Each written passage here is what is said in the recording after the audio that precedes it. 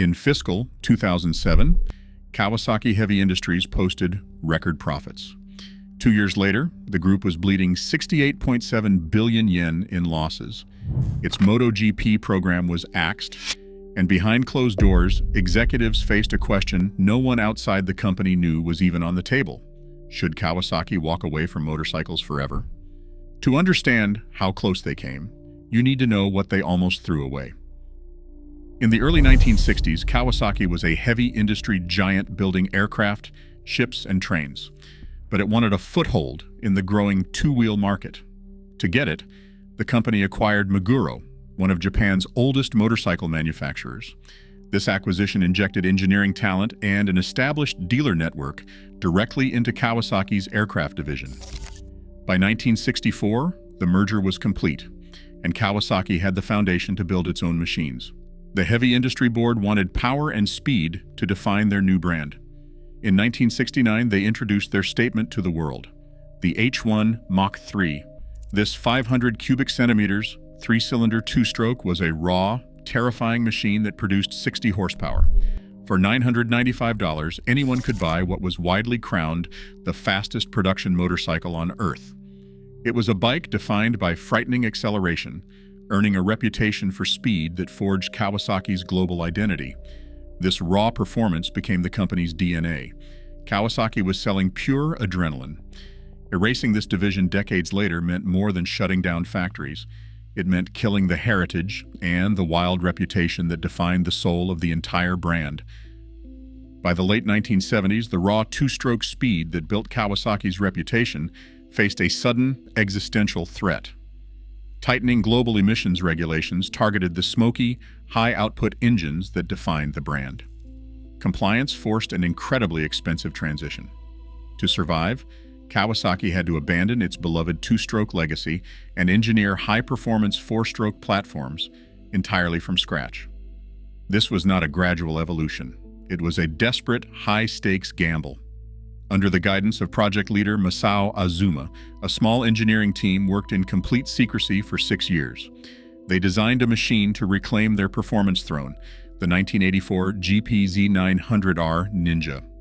Powered by a liquid-cooled, double-overhead cam inline-4 engine producing 115 horsepower, it was the world's first mass-produced leader-class sport bike. It shattered speed records, becoming the first production motorcycle to reliably exceed 150 miles per hour, topping out at 154 miles per hour. The Ninja saved the brand, proving that Kawasaki's survival depended on aggressive engineering risks and massive financial bets. It established an identity built on speed and bravado rather than inherited stability. But relying on these high-stakes, capital-heavy gambles left the motorcycle division highly vulnerable when global economic shockwaves eventually hit the heavy industry parent company. By 2007, Kawasaki Heavy Industries was riding a historic wave of record-breaking corporate profits. But the global financial collapse of 2008 shattered that momentum in an instant. Within 12 months, the motorcycle division's 5-year streak of continuous sales growth ended. As the subprime mortgage crisis deepened, credit dried up, and dealerships across North America and Europe, Kawasaki's primary markets for high-margin, large displacement sport bikes suddenly fell silent. Unsold motorcycles began piling up on showroom floors. For fiscal year 2009, the parent conglomerate, Kawasaki Heavy Industries, plummeted into a massive 68.7 billion yen group deficit.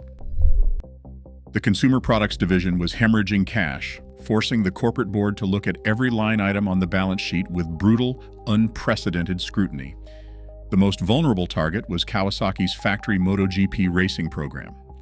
Running at the absolute pinnacle of motorcycle racing carried a devastating price tag of 10 to 15 million euros every single season. On January 8, 2009, corporate spokesperson Katsuhiro Sato delivered a sudden, shocking announcement. Kawasaki was suspending its factory MotoGP team, framing the exit as an immediate step to reallocate management resources more efficiently in a collapsing global economy. This was a stunning, high-profile retreat. The racing department was stripped of its crown jewel, leaving its engineers in shock. More than just a racing exit, this withdrawal served as a stark warning. The economic crisis had pushed Kawasaki to the edge, and the Heavy Industry Board began asking whether a company known for building supertankers, bullet trains, and aerospace equipment should still be in the business of building motorcycles. Inside the corporate headquarters of Kawasaki Heavy Industries, the motorcycle division was no longer just fighting for customers, it was fighting for its existence. In the eyes of the board, motorcycles were a volatile consumer product representing a fraction of a conglomerate that built container ships, gas turbines, and aerospace structures. Under Group President Tadaharu Ohashi, the parent company adopted a ruthless, return-focused corporate logic. In April 2010, Kawasaki unveiled its Business Vision 2020 strategy, a strict policy designed to reallocate resources to high-margin sectors and aggressively dump underperforming units. The motorcycle and engine division was suddenly classified as a non-core asset under intense pressure to justify its drain on corporate capital. The internal battle over the division's future culminated on June 13, 2011.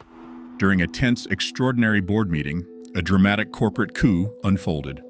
The board voted to abruptly remove President Satoshi Hasegawa, alongside two of his most senior executive allies, Katsuya Yamamoto and Hiroshi Nakatani. In a single afternoon, the leadership faction that had shielded the motorcycle business from outright divestiture was dismantled.